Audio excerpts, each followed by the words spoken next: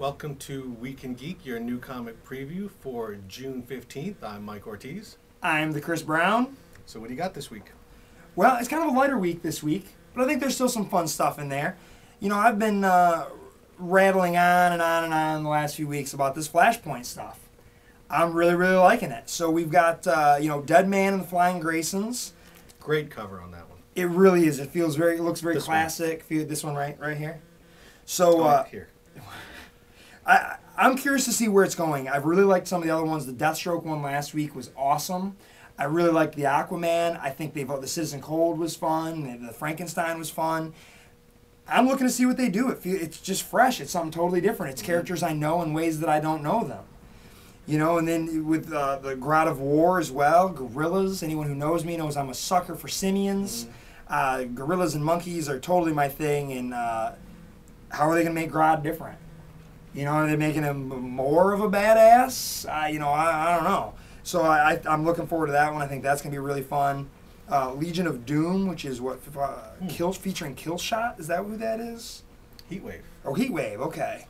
So we got Apes, Legion of Doom, and Acrobats so far. Okay. All right. I'm curious to see what they do with it. I think it's going to be kind of fun. All of this stuff has been cool. I like the universe they're building. It's really neat. This Aquaman just gets ticked off. There's this war between the humans. So now what's going on with Wonder Woman? You know, I mean, Aquaman was supposed to marry Wonder Woman. That didn't happen. Now there's a war. Because women are crazy. I kid, kind of. But yeah, I'm curious to see where that's going. I like the costume. I think it's neat. I think this is going to be a really cool story. Because they're slowly, all of the books are giving you this larger picture. You're getting little glimpses into what they're doing with Citizen Cold. But at the same time, there's all these news flashes of the other things that are happening in the world and how the people in the book you're reading are affecting it. So Aquaman felt very big picture to me, and I think this is going to be bigger picture too. So I'm also looking forward to this Wonder Woman and the Furies. I think that's going to be cool. If you read the core book, you get the story of Flashpoint. You get the Barry Allen perspective, the main hero perspective, and then all of that is fleshed out by the tie-in books. And you can get some of them. If you get all of them, you get this really full picture. If you get just a couple, you get still different angles of the same story. So it's really the right way to do a crossover, I think. I agree. Yeah, you don't need the stuff, but man, I think it's fun. That if you have not read the Deathstroke, that is the best one I've read so far. That one was my favorite from last week. So I'm really looking forward to these. Then we've got Tiny Titans. It's the fast issue. The fastest comic ever. That should be. Tiny Titans is always a great read. Yeah. Really fun stuff. As the last time we talked about it was when Damon was on the show, and he pointed out that it's for the younger kids. It's for the 3 to 5 year olds. But it also goes well beyond that. And extends into those of us who are much older than that. Who think pushing those two numbers together, actually. The people who think like 3 or 5 year olds. Yeah, right. Behave that way sometimes. Then I've got Ruse here. I've been liking the cross-gen stuff. I'm still really liking it. You know, it's written by Mark Waid. It's issue 4. Were these all miniseries? The other ones were 4 issues. Or other ones. Ooh, there's a little preview to the Mark Waid, Marcos Martin Daredevil in here, too. For no other reason, that's a good pick right there. Pick up Ruse and get your preview of Daredevil. Does it say to be continued or to be concluded or done? The end. That would be the last. So you've been digging that? Here's the final part of that. Then I've got Avengers, Fear Itself. It's Avengers issue 14. They're building this bigger Fear Itself story. I've been kind of looking at the titles that I always read. The Flashpoint stuff, I've been reading all of it because it's really intriguing to me. Fear Itself, I'm reading the stuff that I'm reading. But people are telling me that the story is actually taking place in everything else, which is why nothing has happened in the main book. Well, except for the fact that, Matt Fraction had to show that I'm going to do something to leave a big impact.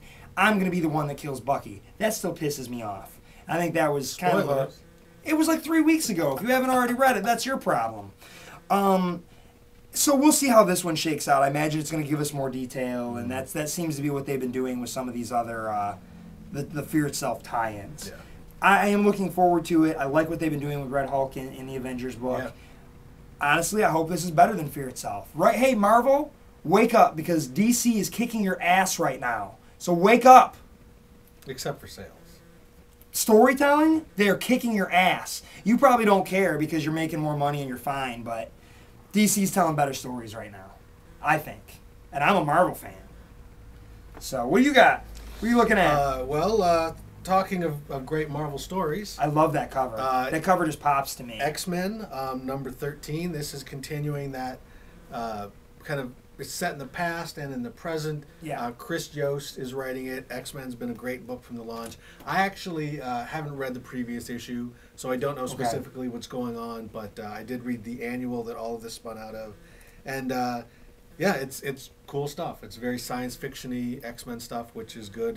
Like I said last time, so far with this book we've had kind of a gritty urban, fight in the sewers.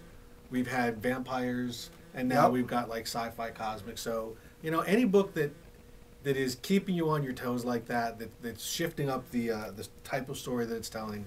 I always like that a lot. Sure. On a similar vein, we've got Uncanny X-Men 538. This is continuing Kieran Gillen's initial story on the book that is picking up loose ends from Joss Whedon's Astonishing X-Men. This has been a pretty good book. I think Ord is his name. I can't remember the name of the book. They come to Earth looking for sanctuary, and the X-Men provide it, even though they have sworn to destroy Colossus or whatever. So it's real. I'm not going to say too much. It's an interesting story. Ord has got a plan, and they also kind of touch on some of that interesting metal that was in the bullet that Kitty Pryde was riding around in. Magneto is fascinated by it because he does not understand it, and if there is a metal that he does not understand, that means there's something good or something bad.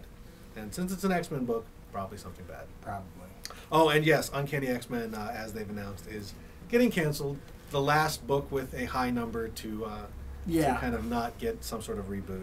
And so what, they're going to do this prelude to Schism. Schism is going to take place in X-Men, and they're canceling Uncanny? Yeah, but I would bet that they're going to bring it back now, because if they start a new number one, everyone's going to think they're imitating DC. Next up, Kirby Genesis. Kurt Busiek, Alex Ross, and Jack Kirby. Sounds like a winning combination. I picked up the 0 issue. Really cool. I really like this art. More than the art that's been on a lot of the Alex Ross Dynamite books. I think this art really kind of gets what Alex Ross is doing. He is painting parts of it. He's doing the layout, so it's all holding together a little bit better than I think some of the other stuff. Plus, it's Kirby. Great Kirby-verse stuff. They're incorporating everything, the old Pacific comic stuff, all the way up through the top stuff. Even stuff that Kirby just did sketches for. Even stuff that he just did as a pinup. They're basically anything that's Jack Kirby that's not owned by Marvel and DC is probably going to pop up in here. Okay. Let's hope they handle it well. That's some cool stuff. Hulk. We've got Planet Red Hulk. Again, I haven't read the last issue of this. I'm a little bit behind. I haven't yet either. I'll catch up. But I loved Planet Hulk. So making it red is probably going to be just as good, because I have been digging this book a lot. I really find that I like the Red Hulk character more than the Green Hulk character these days. Well, it's that's only because they're writing the Green Hulk poorly. True. That's my same beef I had with the Ultimate Universe when it first came out. Oh, these Ultimate books are great. Why don't you just have those creative teams writing the actual books? If the Red Hulk can be good... They are now, aren't they? Is that, wow... They've all moved on, and now... Now they are, yeah. Now they've completely ignored all of it. But why weren't they just doing that? Why don't you just make the actual books good? Well, no, we need a Red Hulk, and we're going to make the Red Hulk good, and we're going to ignore the Green Hulk. Why? What's the point? Because then you get 2 books. And one's crappy and one's good. Yeah, but I'm still buying the crappy one, so... Well, yeah, but you complain about it. Yeah, but it doesn't matter. Fair enough. They don't care if it's good. They don't care if I like it. They just want my money. Yeah, touche. And they get it. Next up is Hellblazer. I've mentioned this pretty much every time it comes out. It's one of my favorite books. Now Hellblazer is actually probably going to be the longest running book on unbroken numbering in comics. Well, is that ending, though? Not that I know. Wouldn't you think it's going to end eventually if John Constantine is now in the DC proper and Peter Milligan is going to be writing Justice League Dark?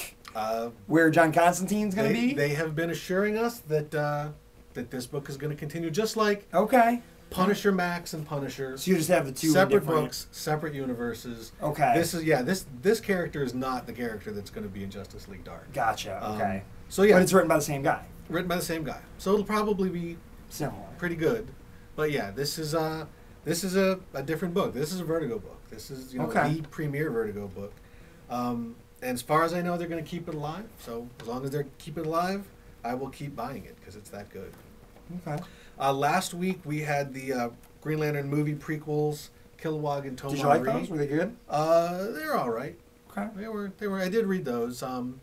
You know, the problem with prequels is somebody says, here, we have to get to this point, get us there. Sure. So you know what's going to happen, kind of. You know where it's going to lead. They were pretty good. They fleshed out the core a lot more. All right. I wonder if any of that backstory translates to the movie. I'll be very impressed because they're doing a good job building this core. And you know, the movie comes out in just a few days, so I'm getting all this stuff. My Fear Itself tie-in is Alpha Flight. I was always a huge Alpha Flight fan. At least sucker for Byrne. At least, yeah, the original John Byrne stuff. I've picked it up a few other times, but the Fred Van Lente and Greg Pak have done some really good stuff. They did Hercules for a while and Herc. Dale Eaglesham, who is a great artist. I really missed him on the Fantastic Four, but at least now he's doing some good stuff here. So I'll give it a shot. I don't know what this story is about. I don't know what's going on, but with this team, I'll give it a shot. Plus, it's a Fear Itself tie-in, and I'm not getting a whole lot of those. So what's the top of your stack this week? The top of my stack this week is Invincible number 80. Yeah, we're big fans of Kirkman here. I'm a big fan of Kirkman. I really like this book. That last issue really kind of surprised me a bit. I like that Kirkman takes risks. I did have a couple of my customers in here, and they were talking about how excited they were that Invincible and Adam Eve were going to be having a baby, and they were going to dress their little girl up as the baby for Detroit Fanfare. And as I'm sitting there, they have the new issue in their stack. And I'm like, well, you guys are pretty conservative politically. They're like, yeah. I'm like, okay. And I was trying to dance around the issue, and I was really worried how they were going to feel. Anyone who's reading Invincible should know by now. This should not be a spoiler to you, but Adam Eve had an abortion while Mark Grayson was fighting the Viltrumite War. Wow. Okay. Heavy stuff. That's very heavy. I don't recall ever hearing that in a comic book before. No. And now when this customer of mine came back, Alex and Linda Zioli, Alex said, you know what? It didn't offend my politics, but why would you abort a super baby? It's like, well, I'm pretty sure we're going to get to that. There's a lot of emotions going on. We don't know what's up with Adam Eve's powers. This is a great book, and I'm really, really looking forward to this to see how this is all handled. It's great superhero comics. It's great superhero action, and it's great storytelling. I mean, you can't ask for too much more from comic books than what you're going to get out of Invincible. So that is my top pick of this week. My top pick is a surprise to me. It's Captain America Corps. So now Captain America has a core. Thor once had a core. Everyone's had a core. Everybody gets a core. Deadpool had a core. But I really do like the idea of a bunch of different Captain America-esque characters getting together. I mean, it's a 5-issue series. If it was an ongoing, I wouldn't touch it. But it's Roger Stern who wrote some great Captain America stuff back in the 80s. Plus, you know, it looks like it's U.S. Agent and the female Cap from the future and Bucky Cap, and I don't know if this is Cap from issue 1 and looks like someone from the 25th century. I don't know. It's a bunch of Captain Americas. If you like Captain America, there's a whole bunch of them in here. And I'm not even a big Captain America fan, but I just really like the idea of taking a bunch of different versions of the same guy, throwing them into a book together, and putting core on it. Okay. Which they do over and over again. The Thor core was pretty cool, especially because that has a nice ring to it. Well, it rhymes. But yeah, that's my pick of the week. Something kind of strange and unexpected. But I'm not telling you to go get it, although it's probably going to be fun. You should go get it. Definitely. Pick it up. Pick it up from Comics and More, located at 28059 John R. Road, Madison Heights, Michigan. But yeah, I think with that is your Week in Geek.